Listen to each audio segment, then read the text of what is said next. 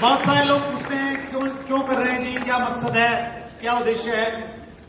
Direct selling industry में एक बहुत बड़ा नाम हुआ है जिन्होंने 3 साल में बहुत सारी एजुकेशन दुनिया के लिए छोड़ी है और बहुत सारे लोग उनको फॉलो करते होंगे।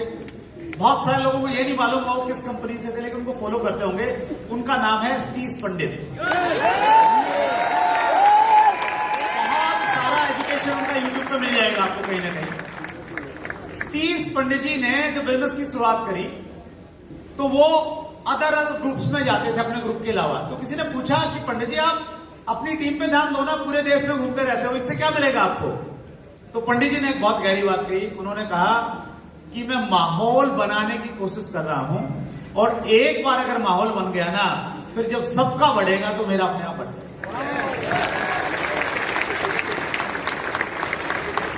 तो हम सबको, स्पेशली अगर आप अपने आप को एक जिम्मेवार व्यक्ति मानते हैं, एक सीनियर मानते हैं, आप अपनी कंपनी के अचीवर अगर हैं, तो आपको कंपनी बढ़ाइए आप, अच्छी बात है, लेकिन माहौल को पॉजिटिव क्रिएट कीजिए।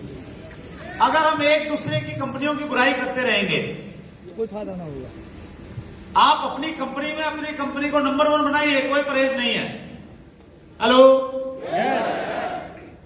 लेकिन किसी की बुराई मत कीजिए। अगर हम अपनी के चक्कर में दूसरों की बुराई करेंगे तो क्या क्रिएट होगा? नेगेटिविटी क्रिएट होगी, और नेगेटिविटी क्रिएट होगी तो फिर किसी का भी नहीं बढ़ पाएगा। तो आज हम लोग ये संकल्प लेके जाएं, कमिटमेंट लेके जाएं। मैं आपको दुविधा में नहीं डालता कि आप अपने दिल पे हाथ रखिए, गीता पे हाथ रख के कसम खाइए। आप अपने अंदर से ये कमिटमेंट लीजिए कि आज के बाद मैं इंडस्ट्री की बुराई नहीं करूंगा, और इंडस्ट्री में जो अच्छी कंपनियां काम कर रही हैं उनकी अगर बुराई की बारी आएगी तो मैं बचूंगा। मेरी कंपनी अच्छी क्यों है मैं उसकी तारीफ करूंगा, लेकिन किसी अच्छी कंपनी की मैं बुराई नहीं करूंगा। और ये कोई एक व्यक्ति नहीं कर सकता, ये हम सब लोग मिलके इंडस्ट्री के लिए एक माहौल क्रिएट कर सकते हैं। हम लोगों ने इंडस्ट्री के लिए बहुत क्लोज से काम किया गवर्नमेंट के साथ। 2011-12 का जो टफ टाइम था, इंडस्ट्री बहुत बुरे दौर से गुजरी। उसके बाद में कुछ एसोसिएशन स्टार्ट हुई। राहुल सुदन जी हमारे बीच में बैठे हैं। मैंने भी एक्टिवली एसोसिएशन में पार्टिसिपेट करने का काम किया, और उस समय जब हम गवर्नमेंट ऑफिसर से मिलते थे, मैं माहौल बता रहा हूं आपको क्या था। हमें देख के लोग कहते थे कि ये चोरों की इंडस्ट्री है। हम अपने आप को ये मानते हैं कि हमारे से बढ़िया कोई है ही नहीं। इमेज क्या बनी हुई थी? ये चोरों की इंडस्ट्री है, और ये इसलिए बनी हुई थी क्योंकि बहुत सारी कंपनियों ने कुछ उल्टे पुल्टे काम किए थे, और कुछ हमने माहौल को नेगेटिव बना के कहीं ना कहीं इंडस्ट्री को खराब करने में हमने भी योगदान दिया। लेकिन अच्छी बात क्या है, अगर आपके पास में असली सिक्का है तो फिर वो चलेगा ही चलेगा, टाइम लग सकता है। हमारे पास में डायरेक्ट सेलिंग इंडस्ट्री एक असली सिक्का थी। टाइम लगा, फॉलो किया। 2016 में गाइडलाइन आई, बहुत सारे फॉलोअप के बाद में आई, बहुत सारी एसोसिएशंस ने काम किया। मैं इस मौके पे एक व्यक्ति का नाम जरूर याद करना चाहूंगा। Federation of direct selling association FDSA के वाइस प्रेसिडेंट राजीव गुप्ता जी और मैंने, हम मिलके, हमारा रूटीन रहता था, मीटिंग का शेड्यूल बनाते थे। तो प्लान ये रहता था कि मंडे को मिनिस्ट्री में जाना और फिर शुक्रवार को फिर जाना, ताकि जो गाइडलाइन का प्रोसेस चल रहा है उसका थोड़ा मालूम चले। क्योंकि उनके लिए वो प्रायोरिटी नहीं है, डिपार्टमेंट के लिए, गवर्नमेंट के लिए वो प्रायोरिटी नहीं है कि उसको निकालना है। उनके पास में 1000 और काम है, लेकिन हमारे लिए वो प्रायोरिटी है। तो 2016 में गाइडलाइन आई, 28 दिसंबर 2021 में डायरेक्ट सेलिंग के रूल्स आ गए हैं। और आपको ये जान के बहुत खुशी होगी, world federation direct selling association के 2021 के आंकड़ों के अनुसार हमारा नंबर हालांकि 12वां रहा पूरी दुनिया में, लेकिन 12 देशों में अगर हम 3 साल का CAGR देखें तो हम सबसे तेज गति के साथ में बढ़ रहे हैं। हमारा CAGR था 15.7। ये अच्छी खबर है हमारे लिए,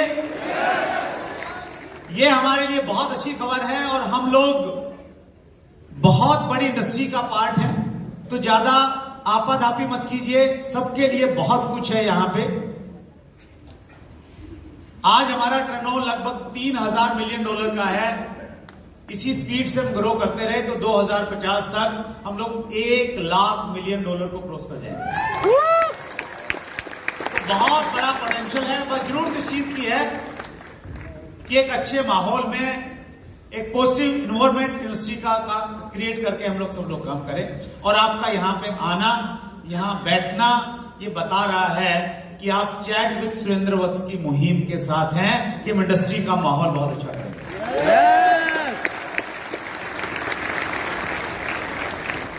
आपको जब भी इस इंडस्ट्री में कोई भी एक अच्छा इनिशिएटिव लेना, तो आपको आगे बढ़ के उसको सपोर्ट करना चाहिए।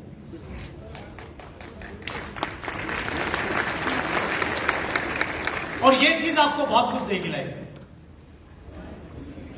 मेरे को जब मालूम चला, पहली बार मैंने एक मैगजीन देखी, डायरेक्ट सेलिंग टुडे, मेरे को नाम बहुत अच्छा लगा। मैंने पता किया कि कहां से आती है, कौन पब्लिश करता है। मालूम चला कि राहुल सुदन जी हैं, वो इसको पब्लिश करते हैं। उसके बाद में उन्होंने इनिशिएटिव लिया, एक रिकॉग्निशन मिले वहां भी, उस प्लेटफॉर्म पे भी। राहुल जी हमारे सामने बैठे हैं, विदाउट एनी कंडीशन, जितना मैं उनको सपोर्ट कर सकता था मैं हमेशा उसके लिए आगे रहा, क्योंकि किसी ने इनिशिएटिव लिया है। अगर उस इनिशिएटिव को कोई सपोर्ट नहीं करेगा, उस पहल का कोई समर्थन नहीं करेगा, तो अच्छे अच्छे बीज वट वृक्ष नहीं बन पाएंगे, वो खत्म हो जाएंगे। नेटवर्क मार्केटिंग अवार्ड्स करके एक ऑर्गेनाइजेशन है, राहुल शायद हमारे बीच में होंगे, राहुल है, यामिनी है। तो उन्होंने, जैसे फिल्म इंडस्ट्री वाले लोगों को अवार्ड मिलता है, तो उस प्रकार एक बड़े लेवल पे ग्लैमर के साथ उन्होंने उसको लॉन्च किया। उन्होंने रेडिशन में किया पहला प्रोग्राम, इस बार वो ताज पैलेस में कर रहे हैं। मैं नहीं जानता था राहुल शर्मा कौन है, कोई इंट्रोडक्शन नहीं, कोई कनेक्शन नहीं। राजीव गुप्ता जी का फोन आया कि ये राहुल शर्मा है, ऐसा ऐसा कोई काम कर रहे हैं। हार्डली 1 साल पहले की बात है। तो मैं उनसे मिला, बातचीत की, उनका जो मनसा है वो जानने की कोशिश की। और उस दिन के बाद में जितनी मैं मदद कर सकता था उतनी मैंने उनकी मदद की, और लगातार मैं उनकी मदद किए जा रहा हूं उस चीज में।